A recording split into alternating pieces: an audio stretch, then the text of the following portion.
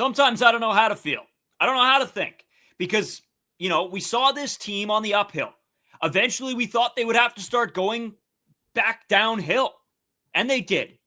They did. The offense didn't overly show up in the Phillies series, and then the first game wasn't immaculate. It was great, a great finish, but maybe I'm wrong. Maybe this team, there just won't be a downhill. Maybe this team is good.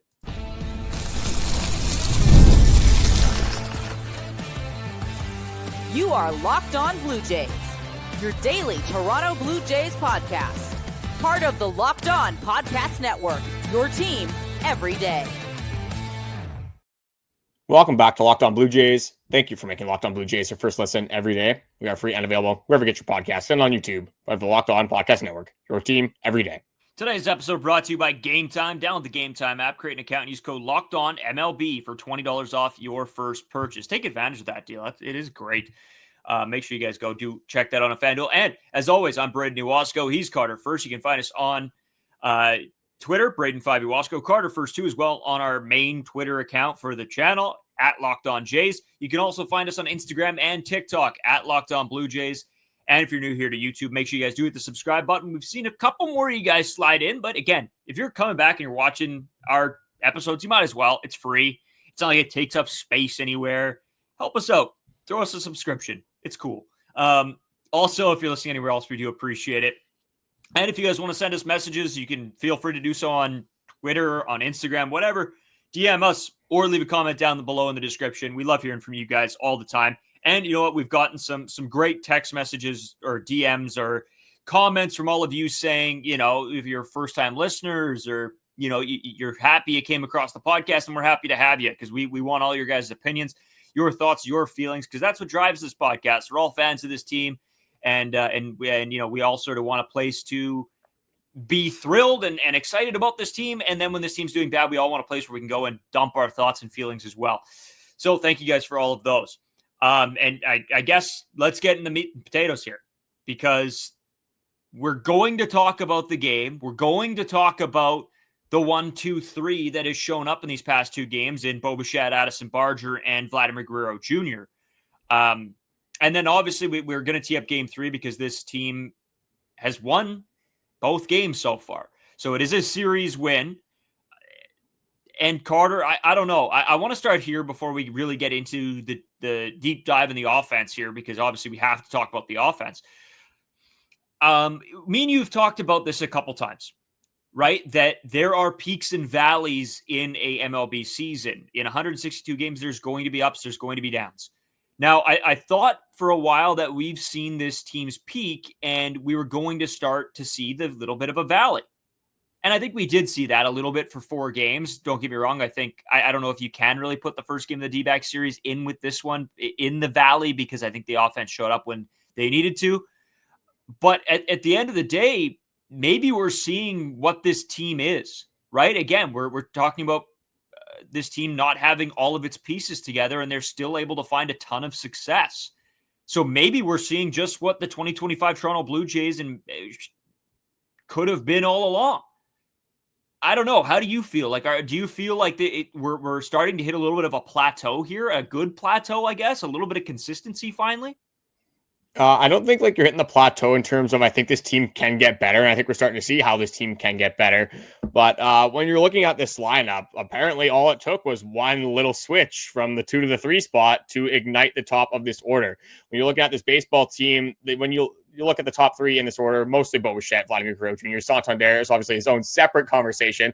But we'll focus on these two, not necessarily providing the best or the expected gameplay that we're expecting from these guys. Vladimir Guerrero Jr. hasn't necessarily been slugging. Bo Bichette started off slow, but had a pretty good May. Had a little bit of a slow June, but then obviously has picked it up a little bit over these last few games. So when you're looking at just how the season has gone, you've gotten a lot of production from a ton of different players, whether it's Nathan Lucas, Jonathan Colosse's won you a baseball game, Addison Barger, Ernie. You can kind of go all over and pick out specific games and say, hey, this guy's performance probably won us this game. Even Andrus Gimenez is getting in the mix. He probably won us this game. You look at, again, Ernie going on a Barry Bonds run, Alejandro Kirk, who started to cool off just a little bit.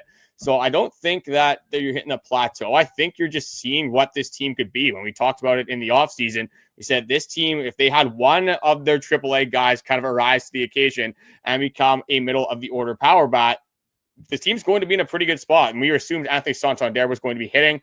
He has not been, and this team is still 7 games over 500. And I think Addison Barger is definitely exceeding expectations. It's definitely what I thought was going to be some production from AAA. I was hoping that we get something similar to Spencer Horwitz in 2024. I know it has been a small sample size, and there's a lot of season ahead of us. But Addison Barger, it has been a ton better than Spencer Horwitz. I mean, the guy already has 8 home runs. So this lineup, I think, can look really good. And we start seeing Vladdy fire on all cylinders. I really think the sky is the limit for this offense. Yeah, you have to hope because, it's so much more exciting this season to watch this team play. And I think that's largely in part to Addison Barger. Finding that extra power bat is something that we talked about all along. We thought it was going to come via free agency in Santander or one of the other, that pieces that they wanted to pick up. Obviously didn't happen. And we were wondering, where was the power going to come from? And it turns out it was Addison Barger, and it was sitting there all along. Now, don't get me wrong. Obviously, Addison Barger has fixed something. He has grown because this isn't what we've seen from Addison Barger over his time with the Toronto Blue Jays. He's obviously hitting his point where, he figured something out. And that's what we needed from Addison Barger, because I think, again, we saw that the tools were there with him. It's just that were they able to all come together and him get the contact, get the power, be able to drive the ball to the park consistently, be able to do damage consistently. And now we're getting that. And I think, again, I guess we'll get into this right now. The 1-2-3 punch of Vladimir Guerrero Jr., Bo Bichette, and Addison Barger, Carter, has blown me away. Because, again, we've talked about the fact that we don't really want Vladdy hitting 2. We want him hitting in his position where he gets a little bit of protection or protects the guy in the 2-hole and can come up in a big situation and get the big at-bat. And I think you've seen that. There's a couple times in today's game where, they obviously really did not want to give Vlad a good pitch to hit. And they were really, really trying to paint corners on him. And in doing that, again, you can't have Vlad do that and hit in the 3 spot if you don't have a competent hitter hitting in the 2 spot. So huge hat tips to Addison Barger, huge hat tips to Bo Bichette in his production right now. He's been outstanding. And these 3, right? We talk about the stars needing to be the stars. And right now, Addison Barger might just be one of those stars.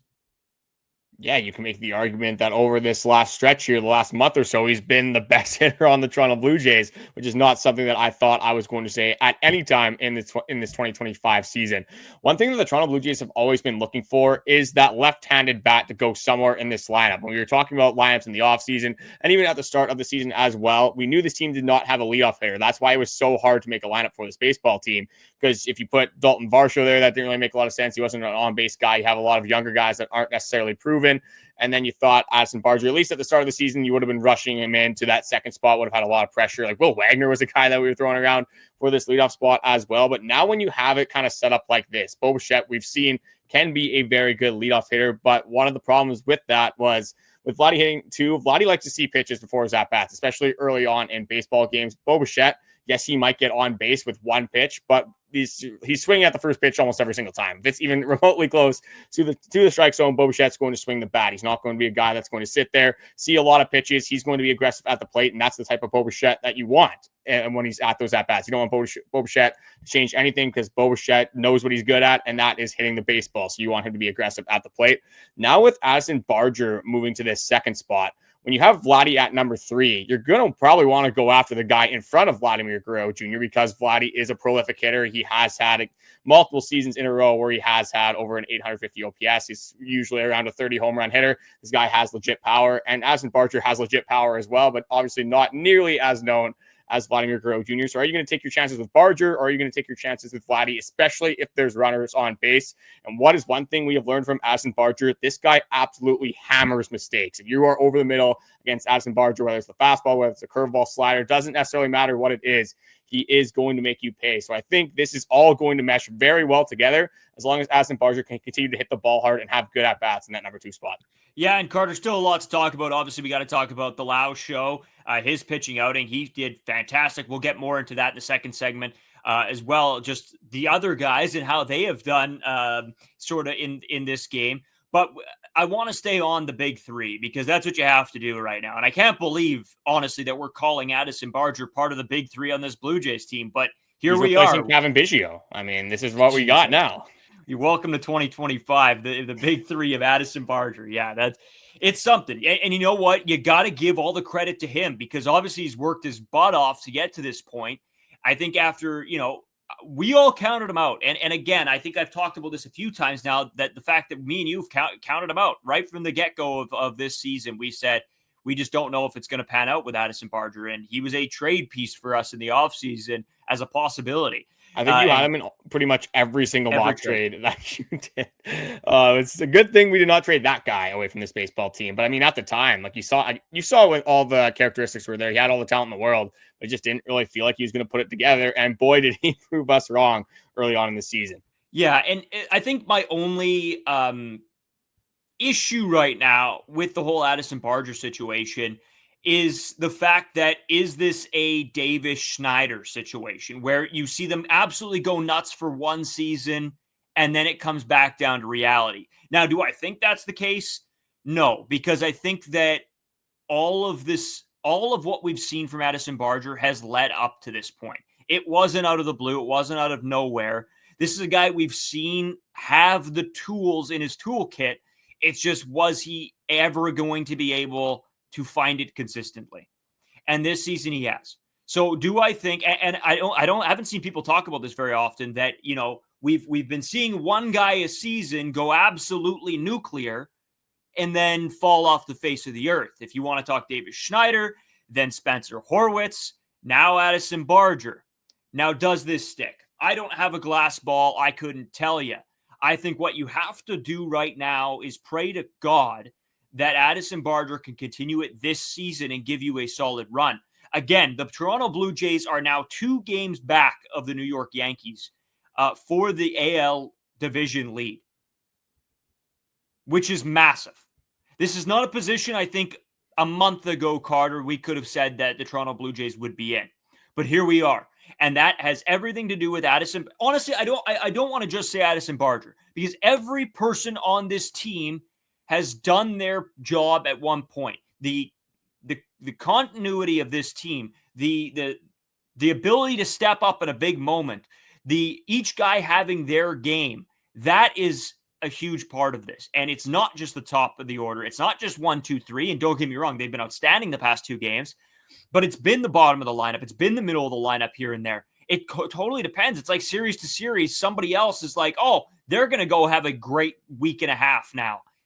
That's just a fantastic thing to say, because I think in years prior, we have had to rely on Vladimir Guerrero Jr. to be the best player on the field, where this season, I don't think that has to be the case. I think everybody is putting in the same work here. Yeah, everyone's put in production. Like I said before earlier in this podcast, like Andrus Gimenez has won this team baseball games. You have Erik Lauer winning this team baseball games. You have Jonathan Clase hitting game-tying home runs and putting this team just a game-tying home run.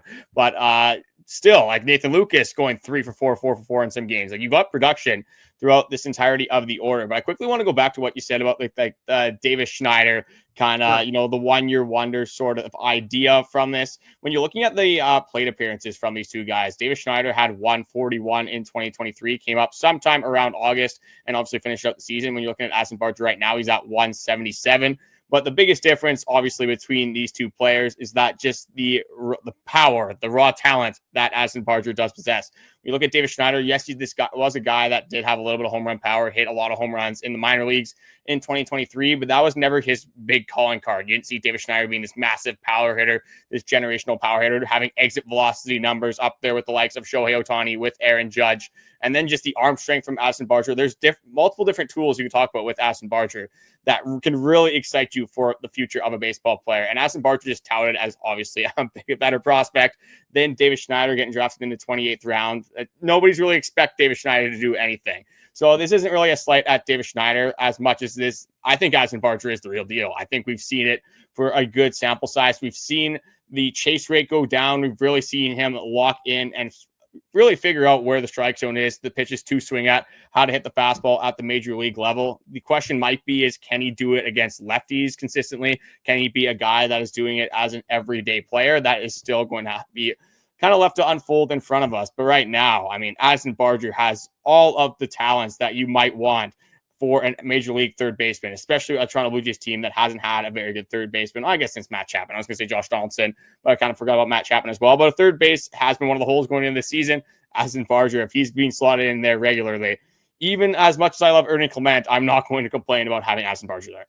No, exactly. And that's exactly what I mean, right? And I haven't seen people pose that question, but it's something that immediately popped into my head was the fact that, is this just the yearly Blue Jays prospect guy that comes up and has a great season, and then that's about all we see from them? So I hope not, and I don't think so, because I'm on the same page as you. I think the skill set was there with Addison Barger. It was just the fact that he hasn't had enough playing time to really try to put it all together, and it seems like he's done that. Again, a lot more to talk about. We want to talk about the game, the pitching staff, and so on before we hit and talk about Game 3 and what the possibility is of this team, doing the big S. I'm not gonna jinx nothing. We'll come back with all that right after this.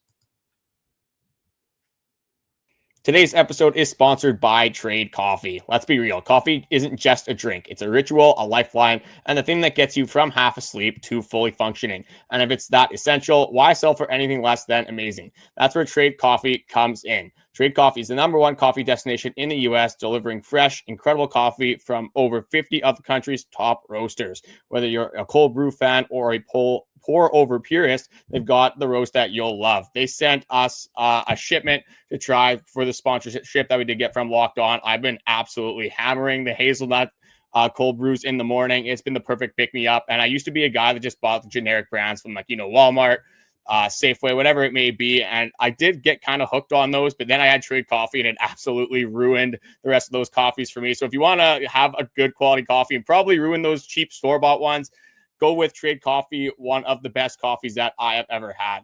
Right now, Trade Coffee is exclusively offering customers 50% off your 1 month trial at drinktrade.com/lockedonmlb. So right now, Trade is exclusively offering our customers 50% off your 1 month trial at drinktrade.com/lockedonmlb. That is TRADE.com/lockedonmlb for 50% off your 1 month trial. drinktrade.com/lockedonmlb.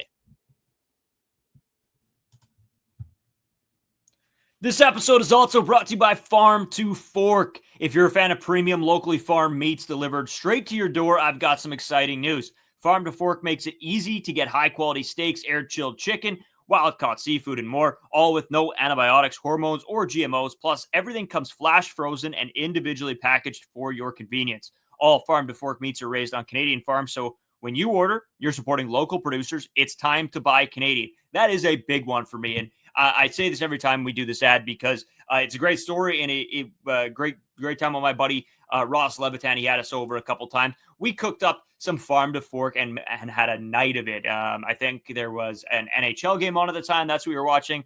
Must have been maybe a Sens Jets game or something that we went over there for and had a blast. And it was all thanks to Farm to Fork because they have the best quality meats. And honest to God, it was so easy because it just is there ready to rock. I've got a special code just for you. Use code LOCKEDON40 to get $40 off your first order at Farm to Fork. Visit farm2forkdelivery.ca to start stocking up on the best meats around. Again, that's LOCKEDON40 for $40 off your first order. Farm to Fork, delicious locally farmed meats delivered straight to your door. All right, so I'm going to kick off this segment here, kind of continuing on about the lineup conversations. We've seen it in a very small sample size from Vladimir Guerrero Jr. this season. We've seen it in 2 games. That solid difference from moving him from the number 2 spot to the 3 spot has worked wonders for this baseball team. But there is a little bit of a bigger picture here, which is a little bit surprising when you're looking at just a baseball player the caliber of Vladimir Guerrero Jr. You wouldn't think that necessarily where his spot is in the batting lineup in the batting order would matter this much. So I got Vladdy's career numbers in the 3-hole and just anywhere else. That's not the 3-hole. I think this actually is specifically the 2-hole, but I'll go over his 3-hole stats first. So Vladdy's career numbers in the 3-hole are he's hitting 300, a 377 on base, and a 538 slugging. Those are some pretty good numbers, over 900 OPS compared to a 265 average, 348 on base, a 429 slugging. That is about a 774 OPS. I think if I did that math right, but that is in 1,075 plate appearances. So a little bit of different numbers there. The OPS is about 150 points higher when Vladdy is hitting in the 3-hole. And John Schneider had some interesting things to say about this. He was asked if there is any merit to these conversations being had if Vladdy cares about being in the 3 spot compared to the 2 spot. Vladdy's been pretty vocal about saying he'd rather hit 3, but again, it's going to be a guy that is going to hit anywhere on your baseball team. But this is what Schneider had to say about this notion about the lineup. He said there's something to it, probably. There's something to be said about your guys being comfortable, and everything kind of has to work out for you to feel comfortable doing it. You look in the 8th inning and Vlad's 4 hitters away with Will Robertson in the 8th spot. The trust in Barger right now is pretty damn high against righties. So you want guys to be comfortable, and today it worked out for both parties, both Vlad and Barger. So kind of got into a little bit of the comfortability there. And that's the main part I want to focus on, not necessarily how good Addison Barger is, because we've talked about that a whole lot. And we hope to talk about that a ton more in the future. But he talked about comfortability. For Vladdy at this point in his MLB career, signing a $500 million contract, should it matter where Vladdy is hitting in the lineup? Or is there some merit to this comfortability thing you like, especially in the first inning, like seeing a couple batters hit in front of you before you are up to the plate? So this might be a different answer for me, because I think on some of these topics, I would usually say absolutely not. It shouldn't matter, blah, blah, blah. But obviously, Carter, me and you played our fair share of ball in our lifetime, coached ball, whatever. And you don't have to be a superstar player to understand that there are comfortabilities. For me personally, I was always a 2-hole hitter. From growing up, me and my buddy Brody Welsh played together throughout most of coming up as kids. And he would usually hit 1 and I would usually hit 2. And it was a comfortability. There was a couple times where we'd flip-flop and just wouldn't have our games, right? Or you'd get moved up or down the lineup and you just wouldn't be able to. And I don't know if it's a mentality thing, if it is for me, it was there's a runner on base there. I have the opportunity where it's felt like a little bit of pressure to be able to move that runner over or score the runner. But then also the comfortability behind me that I want to get on base for the guy behind me to be able to do some damage. So it's comfortability. It's all mental. It really is. But I think there is merit here. And some people will say there's not. It's superstition. And that may be true. But this goes back to what I've said a ton on this podcast when it comes to baseball. It's a lot mental. You have to go to the plate and believe that you're the best guy out in the diamond. And I said this a couple podcasts ago. You have to go out there and believe that you are better than every other player out there. And so if that comes down to the fact that, hey, I hit better in the 2 or the 3 spot, and I in my head, that's what I believe because of whatever reasons, and that's going to help you believe that you're the best player on the diamond, then it is what it is. So in this case, weirdly enough, this isn't probably something I'd usually say when it comes to conversations like this. I think that this is totally fair when it comes to Vlad. I think comfortability is and the mental aspects of baseball is the biggest part of the game. See, I'm okay with Vladdy being comfortable, and if he's going to produce like the way he has been producing, I don't care what the merit is to these allegations.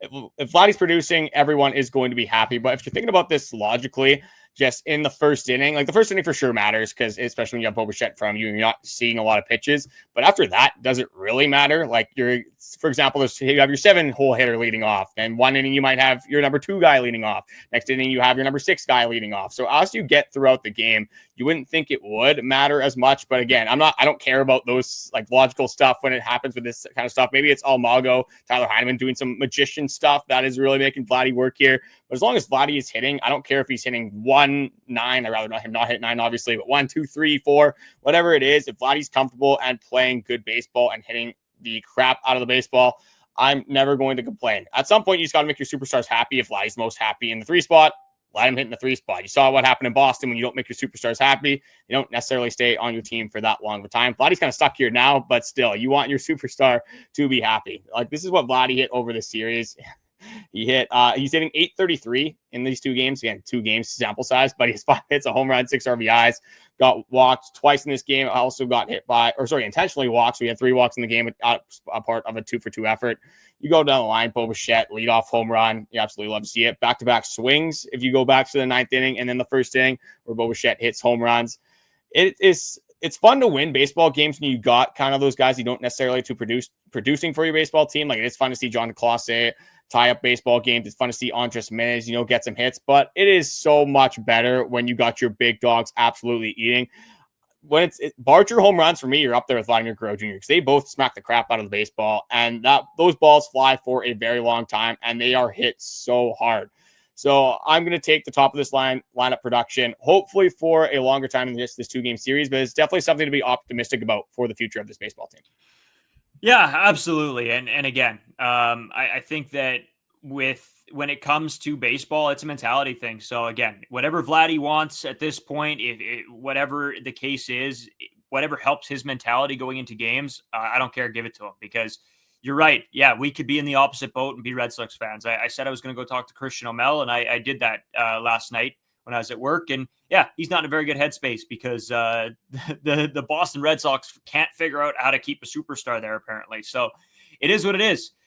So again, I think we just got to be happy that we have Vladdy and this team is producing at the clip they are. Again, 2 games back of the AL East lead to lead the AL as well. So we have to hope this team does well and keeps producing, because I want to see this team, for some reason, out of no one's thoughts, maybe Dallin Wilton might have had something cooking, who knows, because this team is succeeding.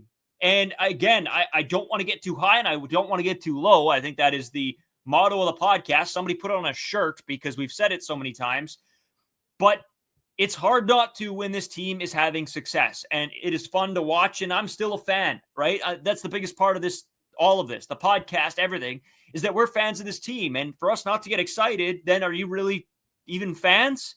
If your team is doing well, be excited. If your team is doing bad, be upset. That's part of sports. That's part of baseball. Have fun, be happy with your team. And you shouldn't be one of those fans that love to hate this team, right? Instead, hate to love this team. It's I guess the other opposition to that. But in saying that, Carter, I do want to talk a little bit about the Lao show, but I'll talk about that when we come back from the break. And then we'll sort of tee up game 3 as well, because there is some stuff to talk about there. Obviously, I mean, in any situation that you have a chance to take 3 of 3, I'm not going to use the S word quite yet, but you got to be thrilled, and that's where we're at. So we'll come back with all that right after this. Today's episode brought to you by Game Time. You guys know how much I love Game Time because it's my go-to ticketing app. I will not use anything else because I know that they're going to give you the best deal. I know I'm going to have the seat view. I know exactly what I'm going to be getting, and I have the price up front. That's one of those huge things for me, is I hate going on the ticketing websites. Honestly, any website or any app, and you think you're spending one thing, say it's $40 for your ticket, and you get to the checkout and there's a $30 extra fee for this and that. I don't want to know that. I want to know exactly what I'm spending. And that's the great thing about Game Time. It makes buying tickets the easiest and most convenient possible, especially with their last minute deals that they roll out as well. It's unbelievable. And they have the lowest price guaranteed. So it takes that worry out of buying tickets as well. Take the guesswork out of buying tickets with Game Time. Download the Game Time app, create an account, and use code LOCKEDONMLB for $20 off your first purchase. Terms apply. Again, create an account, redeem code LOCKEDONMLB for $20 off. Download Game Time today. Last minute tickets, lowest prices guaranteed. So I said, I want to talk about Lao Show. I got to talk about him. Because, Carter, you know what? As I go over not only what he did this game, obviously going 5 innings, 4 hits, 1 run, 8 Ks. 8 Ks from the Lao Show. Give it to me. So and he's 3-1 on the season. Honestly, Carter, it's just been unbelievable. He had a 2.37 ERA going into this game. I think it's now a 2.29, I believe it was. And so he is firing on all cylinders. And this is a guy, Carter, and again, I don't know how long we can go with saying that, the other shoe's going to drop. When is that going to happen? Because this guy has been outstanding this season. Ever since they've needed him, he's been outstanding. So at what point do we give credit where credit is due and say, hey, maybe this is our fifth guy right now? Maybe this is it. Maybe we rock with him. Scherzer's coming back. I do want to talk about that as well because I do have a stat line. He got a standing O. So shout out Scherzer. Looks like he's going to be on his way back fairly soon. So there you go for that. But Carter Lau show, man, how did you feel? Because I'm blown away by this guy. Yeah, maybe the narrative has to change a little bit. It shouldn't be we have to wait for Eric Lauer to blow up and we got to be sitting on the edge of our seat. Maybe the narrative is Eric Lauer is just good because you can play like they're just not hitting his fastball ever. Okay. They're slugging like around on 100 off of that fastball. He hides it so well. And 8 strikeouts. He was using it very effectively. This looked like the Toronto Blue Jays had a pretty good game plan for this series because you look at the Chris Bassitt start and then you look at the Eric Lauer start, and there was a lot of similarities in these starts. Really relying on the fastball cutter combination, working hitters at the top of that strike zone, using the curveball and off speed at the bottom of the zone to start slowing down hitters, and you blow the fastball by him at the top of the zone. And he's blowing the fastball by him at 91, 92, 93. It's not like he's throwing 98. It's happening at 91. So just a ridiculous command. Very good game plan by Tyler Heineman, Pete Walker, everyone who was involved in making those game plans. But yeah, Eric Lauer has been everything we wanted Bowden Francis to be this season and more. So you have, I think at this point, you have to keep rolling Eric Lauer out there. Probably could have went a little bit longer in this game. Probably could have went farther into that 6th inning. They pull him. I get it. It is what it is. You do have a lot of bullpen arms available. And in retrospect now, like you won the game 8-1. I'm not sure if that matters at this point. But Eric Lauer just, again, continues to surprise and impress me, I guess is the way I will phrase it. But a guy, 8 strikeouts on the day, 6 whiffs on the fastball, 12 whiffs in general. I think it was 75 pitches this guy threw. So again, did have a little bit more in the tank, but absolutely loving what we're seeing from Eric Lauer, especially with the uncertainty that Bowden Francis has provided you. And then with all the uncertainty that Max Scherzer has provided you as well. But hopefully things are starting to look a little bit more clear in the Max Scherzer front. Yeah, well, here it is. And shout out Gabby from Locked On Red Sox. She fired us over a tweet that she put out so that, we'd be able to keep up to date. And as she tweeted me that, I started watching I just happened to go on YouTube and started watching the clip of Max Scherzer and the standing O that he got. So it was just perfect timing. Shout out Gabby from Locked On Red Sox.